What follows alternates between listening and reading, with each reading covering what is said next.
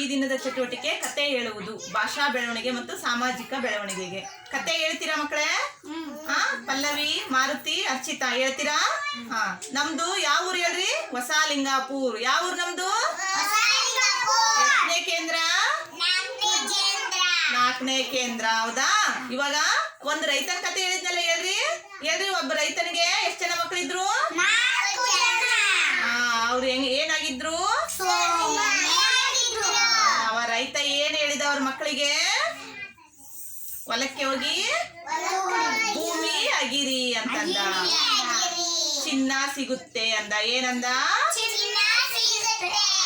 4 ಜನ ಮಕ್ಕಳು ಏನ್ ಮಾಡಿದ್ರು? ಭೂಮಿ ಆಗಿದ್ರು. ಚಿನ್ನ ಸಿಕ್ತಾ? ಮತ್ತೆ ಅವ್ರ ಅಪ್ಪನ ಹತ್ರ ಬಂದು ಏನ್ ಹೇಳಿದ್ರು? ಅವಾಗ ಅವ್ರ ಅಪ್ಪ ಏನ್ ಮಾಡಿದ? ಬೀಜ ಕೊಟ್ಟ. ಬೀಜನ ಏನ್ ಮಾಡಿದ್ರು? ಭೂಮಿಗೆ ಹಾಕ್ರಿ ಅಂದ. ಹಾಕಿದ್ರು. ಹಾಕಿದ್ಮೇಲೆ ಏನ್ ಮಾಡ್ಬೇಕು? ಮತ್ತೇನ್ ಮಾಡ್ಬೇಕು? ನೀರ್ ಹಾಕ್ಬೇಕು. ನೀರ್ ಹಾಕಿದ್ಮೇಲೆ ಮತ್ತೇನ್ ಮಾಡ್ಬೇಕು?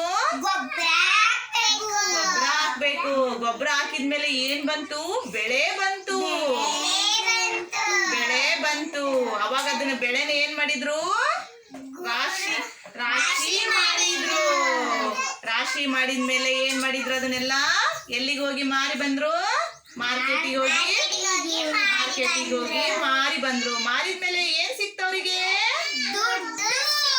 ದುಡ್ಡು ಸಿಕ್ತು ಮಕ್ಕಳಿಗೆ. ಹೌದಾ? ರೈತನಿಗೆ ಎಷ್ಟು ಜನ ಮಕ್ಕಳಿದ್ರು?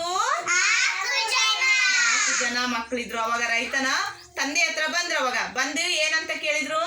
ಅಪ್ಪ, ಚಿನ್ನ ಸಿಗ್ಲಿಲ್ಲಲ್ಲ ಅಂತಂದ್ರು. ಹೌದಾ? ಅವಾಗ ಅವ್ರ ಅಪ್ಪ ಏನಂದ? ಭೂಮಿನೇ ಚಿನ್ನ. ಹೌದಾ? ನಮಗೆ ಏನ್ ಕೊಡುತ್ತೆ ಅದು? ಅನ್ನ ಕೊಡುತ್ತೆ. ಭೂಮಿ ತಾಯಿಗೆ ನಾವು ಏನ್ ಮಾಡ್ಬೇಕು? ಚಿನ್ನದಂತ ಬೆಳೆ ಕೊಡ್ತೈತೆ. ಹೌದಿಲ್ಲ? ನಮಸ್ಕಾರ ಮಾಡ್ಬೇಕು. ಪ್ರತಿದಿನ ಎದ್ದ ತಕ್ಷಣ ಭೂಮಿ ತಾಯಿಗೆ ಏನ್ ಮಾಡ್ಬೇಕು? ಮಾಡ್ತೀರಾ ನೀವು ಪ್ರತಿದಿನ? ಇನ್ಮೇಲಿದ್ದ ಏನ್ ಮಾಡ್ಬೇಕು? ಎದ್ದ ತಕ್ಷಣನೇ ಭೂಮಿ ತಾಯಿಗೆ ನಮಸ್ಕಾರ ಮಾಡ್ಬೇಕು. ಗೊತ್ತಾಯ್ತಾ? ಗುಡ್. ಚಪ್ಪಾಳೆ.